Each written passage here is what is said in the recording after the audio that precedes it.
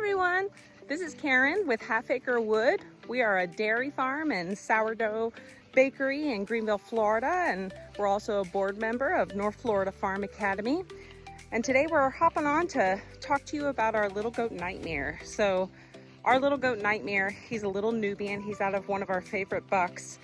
But from the start, Nightmare just wasn't doing well. Ever since he was born, he just kind of lagged behind his twin brother who he was born with. There was just 2 bucks born in the breeding. And he just was small and tiny and just wasn't getting enough food, wasn't getting enough nutrition, and we couldn't really figure out why. He was nursing on his mom, he was getting grain, he was getting hay, and we really didn't know what was going on. And it got to a point where he was kind of spiking a little bit of a fever, and so we gave him some antibiotics and checked his fecal, and his count was pretty high, and so we started giving him some dewormers, and it wasn't looking good for a bit. So I'm gonna play this video for you. I'd actually recorded this for my farm page on TikTok, but I never ended up posting it because I was so worried about him, and I was afraid I was gonna lose him for a little bit. But let me show you this, and I'll show you kind of where Nightmare was at the time, what he looked like, and how you know, why we were worried about him. So here's baby Nightmare on the right. Right after we first brought him to our farm, and you can really see the difference. These 2 animals are actually about 10 days apart. Paisley here on the left is way bigger. And here's how we checked Nightmare to see what was going on as far as his blood flow. You can see that when we do the push, pull, pop method to check his FAMACHA, which is his under eyelid score. Basically, he's very white, meaning he's anemic. Of course, when we did his fecal, we found in there barber pole and coccidia, 2 very prevalent parasites here in Florida. So we gave him a lot of love, you know, a lot of attention, a lot of medication. This is just Paisley being Paisley again. She just cracks us up all the time with her antics. So she ended up being in that video. But yeah, again, you can really see the size difference. He's just a lot smaller in stature. He was definitely underweight, just not thriving. You can even see in the way he kind of behaves. He kind of grazes, he's picking at his food. Just not full of life. So today's a fun day because now I get to show you what Nightmare looks like now. Nightmare has gained a bunch of weight. He is now 43 pounds. He shedded out his shaggy coat that he had. We are now in July of Florida. And so he shed it out, and he looks so shiny and so nice. He's still stunted in his growth. He's always going to be stunted. I just don't think he's going to catch up, but he's very, very cute. Let me show you. Here he is. This is Mr. Captain. He's going to come along and say hi. I have very, very friendly bucks.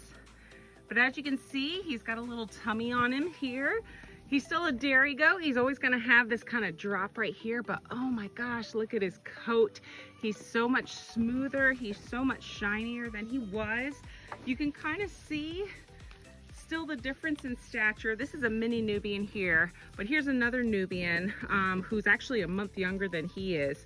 And there's a definite size difference, which is what I mean by, I don't think he's ever gonna catch up fully to the Nubian kids who are his age, but oh my goodness, so much healthier.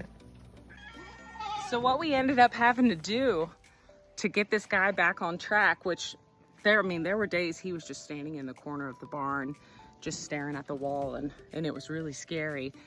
We got Mad Eye here to help tell the story, and Red, this is actually Nightmare's dad. So like I said, one of our favorite bucks and our first goat that we ever bought.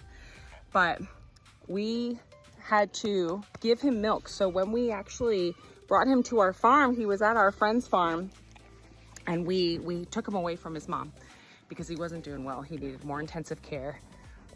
So we brought him to our farm and tried to get him on the bottle. But what happened, which happens with, these guys are nuts, which happens with a lot of dam raised babies, if you don't get them on the bottle right away, you know, within a few days of birth, you have a hard time getting them on the bottle later, which is what happened. And so because he so desperately needed the milk and the fat in the milk in particular, we actually ended up giving him a milk by syringe. Another way you can do this is give them a milk by tubing, where you actually insert a tube down their throat and right into their stomach. But we just chose to go with the syringe, and it went well. He took it well. We were giving him about 8 ounces 4 times a day. So we were coming out here 4 times a day. These goats are ridiculous. 4 times a day, and essentially force feeding him milk. And then I think it was about 2 times a day for a while. We were also giving him electrolytes. There's specific like goat electrolytes you can get at Tractor Supply. They come in a little package. And we were mixing them up and giving him electrolytes as well to make sure he was staying hydrated, particularly down here in Florida where it's really sunny and really hot. I cannot even with these boys right now. We were also giving him vitamin B12 shots once a day. Like I said, before I brought him to the farm, he had already gotten antibiotics for having a fever. And so with all of that protocol going on, so basically force feeding milk, giving him electrolytes, making sure he had peanut hay, which is a high quality hay down here. The best one you can get is alfalfa, but one that's more affordable is peanut hay, which has, you know, the legumes in it, has the protein count that they need. It has better vitamins and minerals in it to support goat health. Between that and grain twice a day and milk 4 times a day and electrolytes twice a day, his vitamin B shot, and then we did have to treat him for parasites again. We had to treat him for coccidia and for barber pole. So, and he had a retreat 10 days later for the barber pole as well. So through all that, we are now 4 months later, and he is thriving and doing great. The funny part about it is we don't really know what we're gonna do with him. You know, we've castrated him. We made that choice as a goat breeder because when it comes down to, you know, what goats are you going to breed? You want to pick the healthy ones, right? We got Mad Eye here is one of our bucks. He actually came out from Utah, from Midnight Milkers, and he looks great. He's grown great. He's never had any health problems. We got Zuko here, who's from IMB Acres in Central Florida. Same thing, has really just hit it off since he was little and done well. Been well fed, you know, well nourished. Red, similar thing. We've struggled with some parasites with Red, but he's really come along since then, and we actually haven't had any parasites issues with him for a good year now. So, you know, taking all that into consideration, we have these great breeding bucks, and then we have poor little Nightmare who just had a really rough start, and we don't know why. I think that's the biggest thing. We don't know what caused his issues. Was it something that was genetic? Was it something environmental? Was it his mom's milk? That's something we've wondered before. Did she have something going on in her udder and he wasn't getting the nutrition he needed? We just don't know. And so that makes him not a good candidate to be a breeder, because if it is something genetic, we want to make sure we're not passing that on to his kids. We're trying really hard on our farm to make sure that we're only keeping animals that have a purpose. I think that's the hardest thing when you get into farming animals, you know. You can't afford to keep them all. You can't afford to keep all animals. So we already have our resident wether right here. This is Siggy. He was bought specifically to be our wether.